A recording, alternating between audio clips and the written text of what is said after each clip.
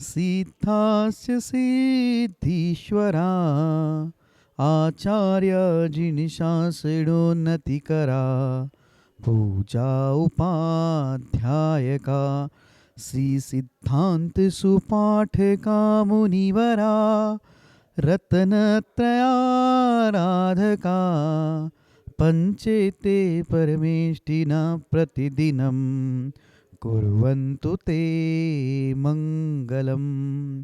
अनंत अनंत परम सिद्ध भगवान की जय। 1000 श्री आदिनाथ भगवान की जय। अंतिम तीर्थेश भगवान महावीर स्वामी की जय। आचार्य भगवान गुरुवर श्री विशुद्ध सागर जी महाराज की जय। सम्यक समाधान प्रदाता मुनिषि सुप्रभ सागर जी महाराज की जय। मुनिषि प्रणत सागर जी सौम्य सागर जी मुनिराज की जय। जय जन बंधुओं, हम सभी यहाँ उपस्थित हुए हैं देश के लोकप्रिय कार्यक्रम सम्यक समाधान के लिए। एक ऐसा कार्यक्रम, एक अनूठा प्लेटफॉर्म जिसके माध्यम से हम सभी के मन में उठने वाले जो विकल्प है उस विकल्पों का सम्यक समाधान मुनिश्री अपने मुखारविंद से हम सभी को प्रदान करते हैं। कितने अहोभाग्य के वह क्षण होंगे जिस क्षण में अपने मन में उठने वाले विकल्पों का समाधान पंचम परमेष्टि साधु परमेष्टि के मुखारविंद से हम सभी को प्राप्त होता है।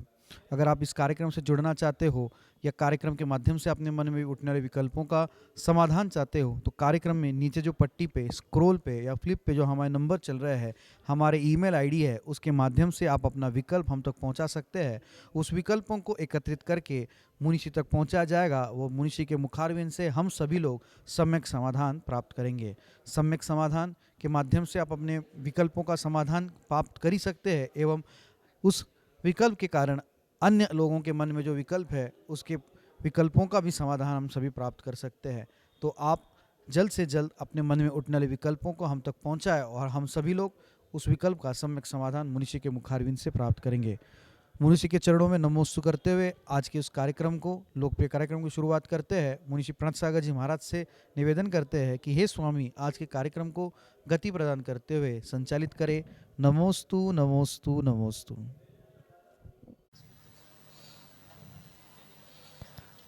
ओम नमः सिद्धेभ्यो। नमः श्रीवर्धमानाय निर्धूतकलिलात्मने सालोकानां त्रिलोकानां यद्विद्यादर्पणायते यद्विद्यादर्पणायते। पंच परमेष्टि भगवान की परम पूज्य आचार्य भगवंत गुरुवर विशुद्ध सागर जी मुनि महाराज जी की, परम पूज्य मुनि श्री सुप्रभ सागर जी महाराज जी की।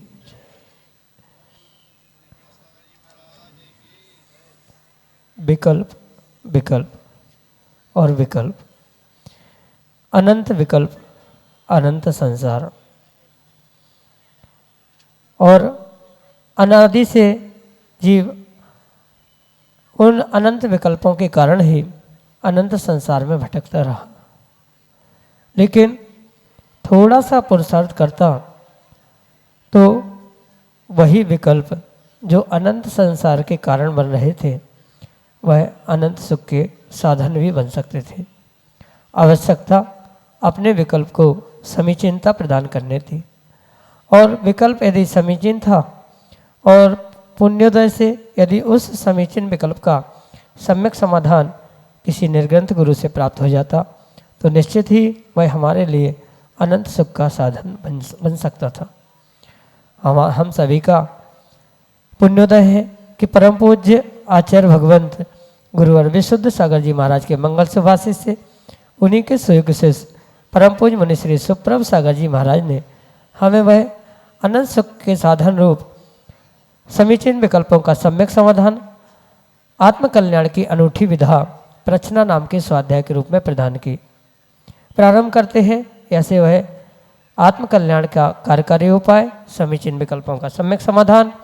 और आज के पहले विकल्प के लिए सुयश सिंह टीकमगढ़ मध्य प्रदेश से महाराज के चरणों में बारंबार नमोस्तु निवेदित करते हुए अपना समीचीन विकल्प रख रहे हैं कि महाराज जी मोक्ष समय पर मिलता है या आगे पीछे पुरुषार्थ करके भी प्राप्त हो सकता है।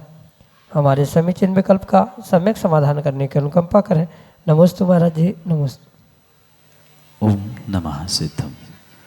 परम पूज्य आचार्य भगवान गुरुवर विशुद्ध सागर जी महाराज की, परम पूज्य मुनि श्री सुप्रभ सागर जी महाराज जी की। पुरुषार्थ करने से मोक्ष समय पे मिलता है, ये परम सत्य हमें आगम के परिप्रेक्ष्य में समझने की आवश्यकता है। क्योंकि कोई भी कार्य हो वह सिद्ध करने के लिए कहीं न कहीं जीव को पुरुषार्थ और उस पुरुषार्थ के साथ साथ अन्य भी कई सारे निमित्तों को, समवायों को प्राप्त करना आवश्यक हुआ करता है। उसमें जो मोक्ष सिद्धि के लिए पुरुषार्थ कहे, उस पुरुषार्थ के साथ साथ भाग्य भी, होनहार भी, काललब्धि भी आवश्यक कही है। और उस काललब्धि के निमित्त से ही हमें समय को समझने की आवश्यकता है। जिस समय पे जो कार्य हुआ करता है वही उस कार्य की काललब्धि हुआ करती है।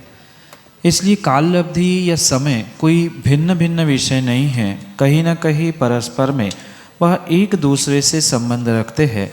इसलिए ये अवश्य समझना होगा कि मात्र समय पर या काललब्धि से कोई कार्य सिद्ध नहीं होता।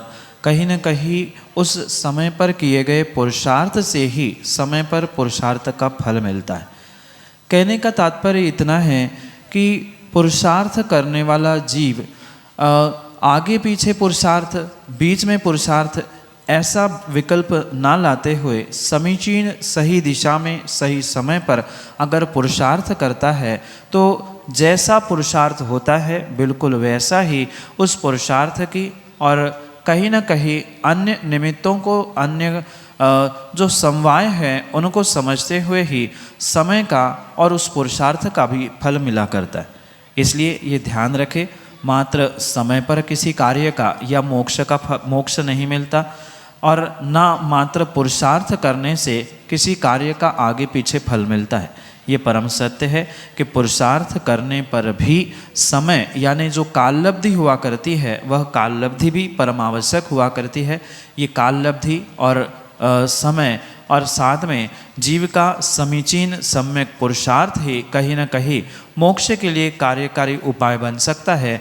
अन्यथा मात्र पुरुषार्थ करने वाले अगर पंचम काल में कितना ही पुरुषार्थ करे तो उनका पुरुषार्थ फलीभूत होने वाला नहीं है। और चौथे काल में समय, काललब्धि सब कुछ होने पर भी पुरुषार्थ नहीं है तो भी मोक्ष नहीं होता। इसलिए दोनों को साथ में समझना, साथ में प्राप्त करने से ही मोक्ष का या कहीं न कहीं प्रत्येक कार्य का हमें साध्य रूप फल प्राप्त हो सकता है। यही आपके लिए सम्यक समझ।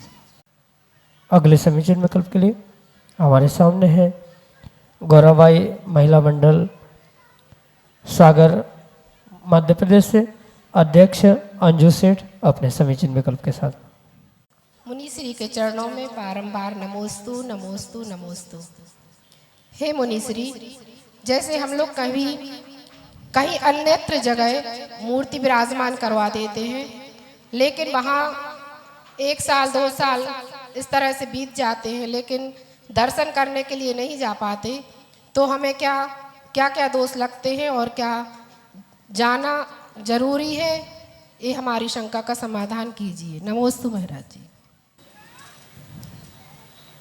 जब किसी स्थान, क्षेत्र आदि में भगवान की प्रतिमा विराजमान की जाती है, वहाँ ये ध्यान रखना होगा कि उत्कृष्ट बात तो यही है कि वहाँ आप प्रतिदिन पहुँचे संभव नहीं है तो महीने 2-4 महीने में पहुँचे, उतना भी संभव नहीं है तो कम से कम साल भर में तो आपको भगवान के जहाँ जिस स्थान पर आपने उसे विराजमान किया है वहाँ पहुंचकर पूजा करना, आराधना करना आदि आदि करना अनिवार्य ही है।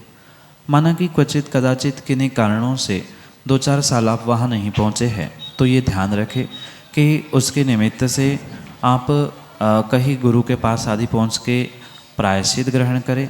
अन्यथा आप ये भी ध्यान रखें कि अगर कुछ ऐसा अनिवार्य कारण था, जैसे बीच में कोरोना के निमित्त से कोई कहीं जा ही नहीं पाया, तो उसमें विकल्प करने की आवश्यकता नहीं है। पुनः ये ध्यान रखें कि आने वाले समय में उसको हम ठीक करें। जो 2-3 साल बीत गए हैं, आने वाले समय में पुनः उसको अधिक मात्रा में उस क्षेत्र या स्थान पर पहुंचकर अपना कार्य संपादित करने का प्रयास करें। वैसे आप नहीं पहुंचने से भगवान के गुणों में कोई कमी नहीं आई थी, भगवान को उससे कोई भी दिक्कत या कोई भी विकल्प नहीं था, क्योंकि वे तो भगवान और भगवान की प्रतिमा है। पर कहीं ना कहीं ये विराजमान करने वाले का कर्तव्य हुआ करता है, तो आप अपने कर्तव्य को कुछ समय बाद पुनः प्रारंभ करते हुए पूर्ण करने का प्रयास करें। यही आपके लिए सम्यक समझ। श्रीमती बीना जैन, गौना, ललितपुर, उत्तर प्रदेश से अगले समीचीन विकल्प के लिए। नमोस्तु मुनिश्री, नमोस्तु मुनिसंग। मुनिश्री, मेरा प्रश्न है कि यहाँ हम बहुत पुण्य से और बहुत ही भाव बना कर आए थे कि यहाँ पे हमें महाराज जी के दर्शन मिलेंगे और पंच कल्याण का लाभ मिलेगा, लेकिन अचानक कुछ घर में घटना हो जाती है महाराज जी, तो एक कौन सा पाप है? नमस्ते महाराज। माँ, शुभ कार्य करते समय जो अन्य किसी सांसारिक क्रिया के निमित्त से आने वाला विकल्प है, वह कहीं न कहीं अंतराय कर्म के उदय से ही आया हुआ, और अंतराय कर्म के इस उदय को टालने के लिए आई हुई इस घटना हो चाहे दुर्घटना हो, उनका विकल्प छोड़ते हुए आपको जहाँ आप पहुँचे हैं वहाँ पूरी श्रद्धा और समर्पण से कार्य करना चाहिए। क्योंकि भगवान की, गुरु की भक्ति से नियम से बहुत सारे ऐसे कर्म हुआ करते हैं जो अपने आप ही टल जाते हैं। इसलिए भले ही वह असाता वेदनी, अंतराय कर्म आदि अशुभ पाप कर्मों का उदय आया है, पर अगर आप सच्चे भाव लेकर यहाँ पहुँचे हैं तो विश्वास मानना कि वहाँ दुर्घटना होने पर भी किसी की कोई हानि नहीं होगी। ये श्रद्धा और विश्वास आपको रखने की आवश्यकता है। यही आपके लिए सम्यक समझ। श्रीमती हिमांशी जैन, सिद्धार्थ नंदन पाठशाला, सागर, मध्य प्रदेश, अगले समीचीन विकल्प के लिए। हेलो, बोलिए 1008 श्री आदिनाथ भगवान की जय। परम पूज्य मुनि श्री सुप्रभ सागर जी एवं मुनि संघ के श्री चरणों में बारंबार नमोस्तु नमोस्तु नमोस्तु। हे गुरुवर, जब हम कोई व्रत लेते हैं और व्रत पूर्ण होने पर हम उसका उद्यापन नहीं कर पाते हैं, तो क्या व्रत छोड़ देने से उसका पाप लगता है? हे गुरुवर, मेरी शंका का सम्यक समाधान करने की महती कृपा करें। नमोस्तु महाराज, नमोस्तु। कोई भी व्रत पूर्ण करने के उपरांत उस व्रत का उद्यापन करना यह परम आवश्यक ही नहीं अपितु अनिवार्य हुआ करता है। पर क्वचित कदाचित किन्हीं कारणों से आप उन व्रतों का उद्यापन नहीं कर पा रहे हैं, व्रत पूर्ण हो गया, कई महीने कई वर्ष बीत गए, तो उससे कोई पाप लगने वाला नहीं है। पर व्रत की पूर्णता और विशेष जो फल आपको मिलने वाला था, वह विशेष पुण्य का फल आपको बिना उद्यापन के नहीं मिलता। क्योंकि व्रत की विधि में ही जब उसके उद्यापन की भी विधि कही है, किस प्रकार से व्रत करना, किस प्रकार से उसका उद्यापन करना, क्योंकि कुछ विशिष्ट व्रतों की उद्यापन की विधि भी उन्हीं व्रत विधि में लिखी है, तो उनको करने से ही आपको उस व्रत का विशेष फल मिलने वाला था, जो कि ना करने से विशेष नहीं मिलेगा। साधारण फल तो आपने व्रत किया है उसका मिलेगा ही मिलेगा, उसमें उद्यापन ना करने से कोई पाप लग रहा है, या जो आपने अच्छे भावों से व्रत किया है उस व्रतों में कुछ घाटा हो गया, वो पुण्य कम हो गया, ऐसा किंचित भी नहीं है। पर वही अगर विशेष आप उद्यापन करते और जितना विशेष उद्यापन को प्राप्त करते, जितने विशुद्ध भावों से उसको करने का प्रयास करते, उतना विशेष फल मिलता। नहीं करने से कोई नुकसान नहीं है, कोई पाप नहीं है, पर जो विशेष पुण्य का आश्रय उस व्रत और व्रत के उद्यापन से, तपस्या से आपको मिलने वाला था, वह विशेष की जगह सामान्य ही मिलेगा। इतना ही अंतर है। और प्रयास करें जितनी शक्ति है उतने शक्ति से उन व्रतों का, भले ही समय बीत गया हो, पर आने वाले समय में उसका उद्यापन अवश्य ही करें, क्योंकि वह व्रत की इति पूर्णता और पूर्ण रूप से जो उसका विशेष पुण्य है तभी मिलेगा। भले ही कुछ वर्ष का अंतराल भी क्यों ना पड़ा हो, पर आप उसे पूर्ण करने का स्वशक्ति से प्रयास करें, तभी व्रत पूर्ण होगा और विशेष फल भी आपको प्राप्त होगा। यही आपके लिए सम्यक समाधान। श्रीमती सुलोचना जैन, अनेकांत पाठशाला, नया मंदिर, टीकमगढ़, मध्य प्रदेश से अगले समीचीन विकल्प के लिए। देवाही देव 1008 श्री शांतिनाथ भगवान की समस्त मुनि संघ के चरणों में मेरा बारंबार नमोस्तु नमोस्तु नमोस्तु। महाराज जी, अनेकांत पाठशाला विगत 25 सालों से ये टीकमगढ़ की सबसे पुरानी पाठशाला है, चल रही है। लेकिन हमें चाहते हैं, बहुत सारे बच्चों ने इधर से संस्कार सीखे हैं और बहुत कुछ जो बच्चों की शादी हो गई वो भी आज पूजन करना और रात्रि भोजन का त्याग करना, ये मतलब उनके अंदर संस्कार हैं, होटल में नहीं खाना। तो हम ये चाहते हैं कि आप हमें ऐसा निर्देशन दें, क्योंकि हम लोगों की ऊर्जा कम हो रही है अब, तो इसलिए आप ऐसा निर्देशन दें कि हम लोग फिर से ऊर्जावान बने और बच्चों को पहले की तरह ही संस्कारित करते रहें। नमोस्तु महाराज जी, नमोस्तु। माँ, ये परम सत्य है। जब तक पाठशाला के संचालक, शिक्षक, शिक्षिकाओं में स्वयं में अगर ऊर्जा नहीं है तो वह कभी भी किसी भी प्रकार से बच्चों में और आने वाली समाज में ऊर्जा नहीं भर सकते। इसलिए ध्यान रखें कि जब भी आप पाठशाला आदि के माध्यम से किन्हीं बच्चों को संस्कारित करना जाते हैं, तब सबसे पहले ये ध्यान रखें कि आप बच्चों को नहीं पढ़ा रहे हैं, बच्चों को संस्कारित नहीं कर रहे हैं, अपितु आने वाली उस समाज को संस्कारित कर रहे हैं, आने वाले उस धर्म की रक्षा आप कर रहे हैं। जब तक ये आपको बोध नहीं होगा कि हम किसी धर्म को या अपने जैन धर्म को ही प्रवाहित करने के लिए, उसकी रक्षा के लिए पुरुषार्थ कर रहे हैं, तब तक किसी भी प्रकार से भीतर से एक वह ऊर्जा का संचारण नहीं हो सकता। क्योंकि बहुत सारे जीव इस पाठशाला आदि क्रियाओं को, पढ़ाने को एक ड्यूटी मानते हुए करते हैं कि चलो शाम का समय है, फुर्सत है, एक आध घंटा बच्चों के साथ घूम के आ जाए या उनको कुछ समझा देंगे कि वो काम बनेगा। इतना मात्र ड्यूटी मानकर उसे करेंगे तो कभी भी उसका वैसा फल आपको नहीं मिलेगा। ये ध्यान रखें कि बच्चों को संस्कारित करने के साथ साथ कहीं ना कहीं अपने आप को भी, प्रत्येक शिक्षकों को और शिक्षिकाओं को और माता पिताओं को भी संस्कारित करने की आवश्यकता है। और उन संस्कारों से ही आप उन आने वाली पीढ़ी को संस्कारित कर सकते हैं।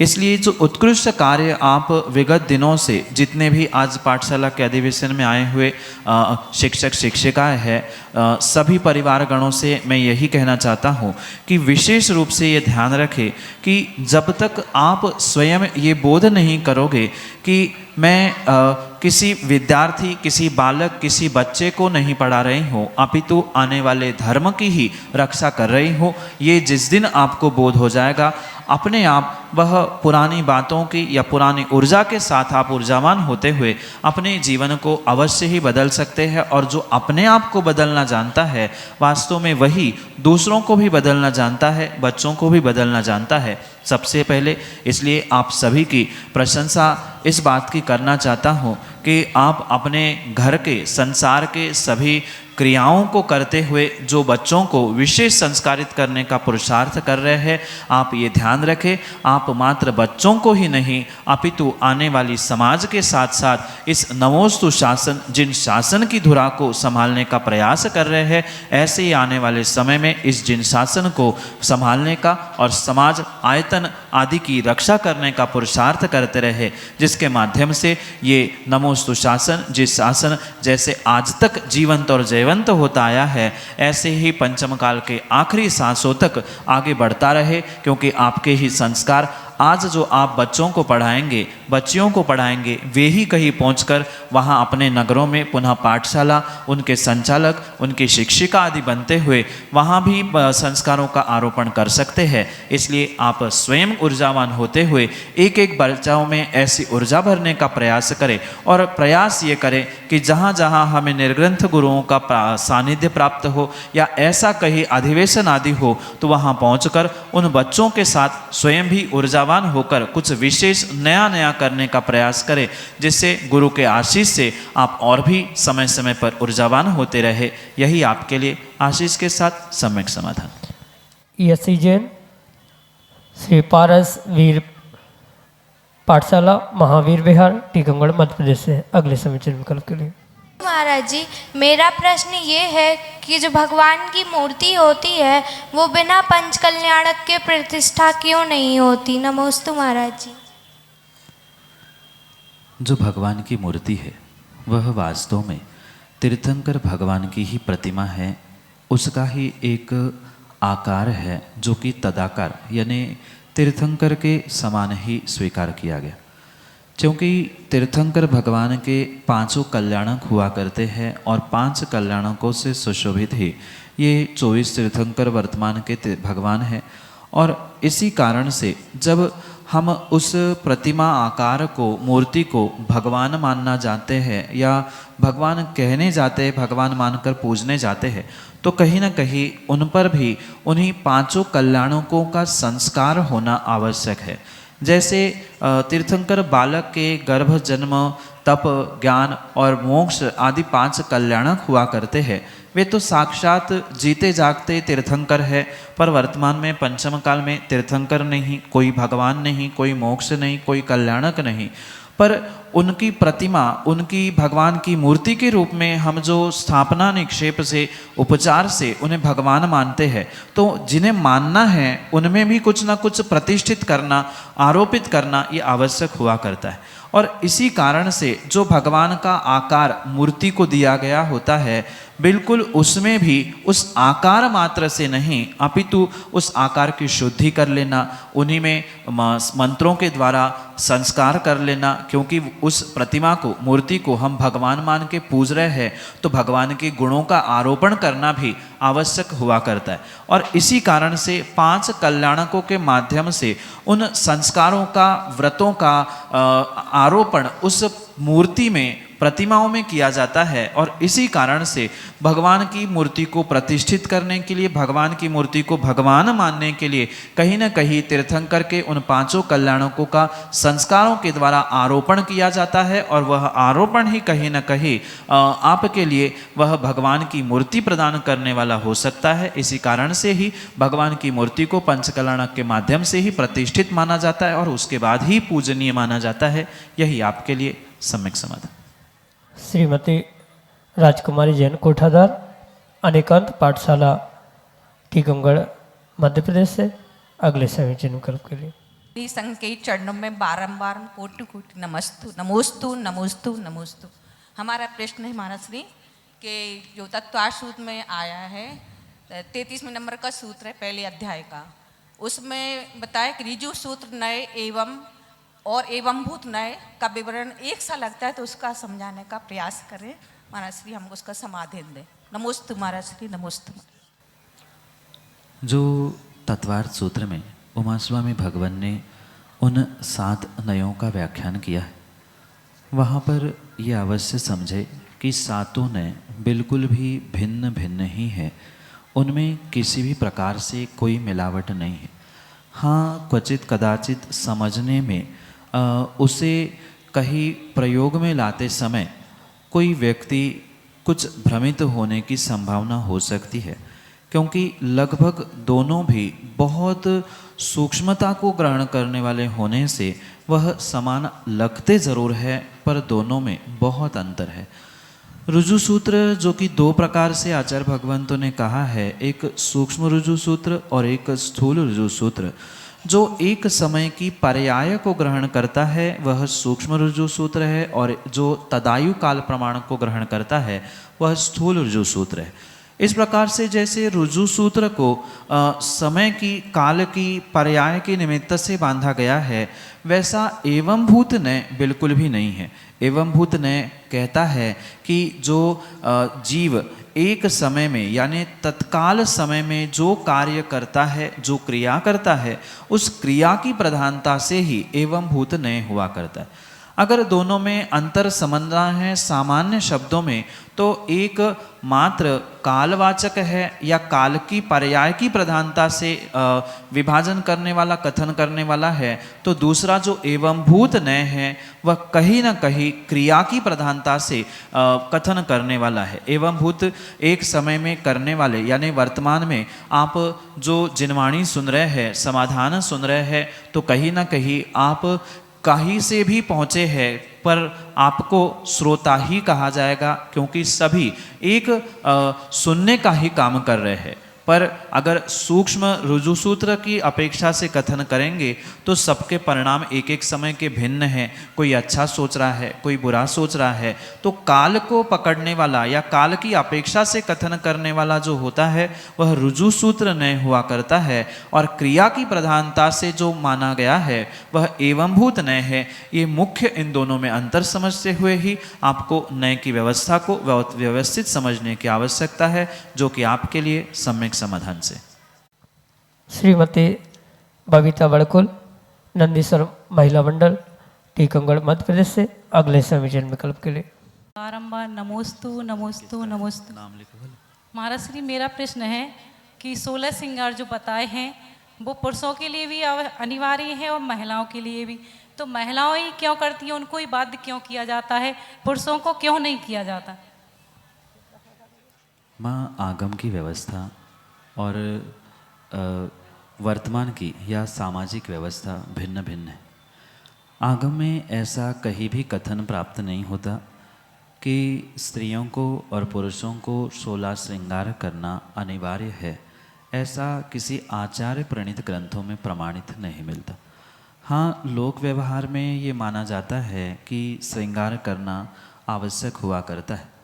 आगम में अगर कहीं श्रृंगार रस या श्रृंगार का वर्णन आया है तो वहाँ पर आचार्यों ने स्पष्ट कहा है, किसी महिला का श्रृंगार, चाहे वह 16 श्रृंगार रूप हो या अन्य रूप हो, आभूषणों से हो या किसी वस्त्र आदि के निमित्त से क्यों न हो, वह मात्र और मात्र स्वपति के लिए ही, स्वपुरुष के लिए ही हुआ करता है। अन्य किसी के लिए भी हमारे आगम ग्रंथों में आचार्य भगवंतों ने स्त्री के लिए 16 श्रृंगार या श्रृंगारित होकर यत्र तत्र गमन करना आदि कोई भी प्रमाण नहीं दिया गया। इसलिए ये अवश्य ध्यान रखें, अगर किसी स्त्री के लिए भी 16 श्रृंगार का व्याख्यान प्राप्त होता है हमारे आगम ग्रंथों में, तो वह मात्र उस स्त्री के स्वपुरुष के लिए ही है। अन्य किसी के लिए उन्हें श्रृंगारित होने का आदेश, आज्ञा आचार्य भगवंतों ने दी ही नहीं है। रही बात पुरुषों के श्रृंगार की, भले ही लोक व्यवहार में ऐसे कई स्थानों में चला करता है कि पुरुषों को भी श्रृंगार करना चाहिए, पर ये देखने में आता है जो अपने रूप के प्रति, अपने चेहरे के प्रति या अपने दिखावे के प्रति जितनी लगन किसी महिला, किसी स्त्री को हुआ करती है, उतनी पुरुषों को नहीं हुआ करती।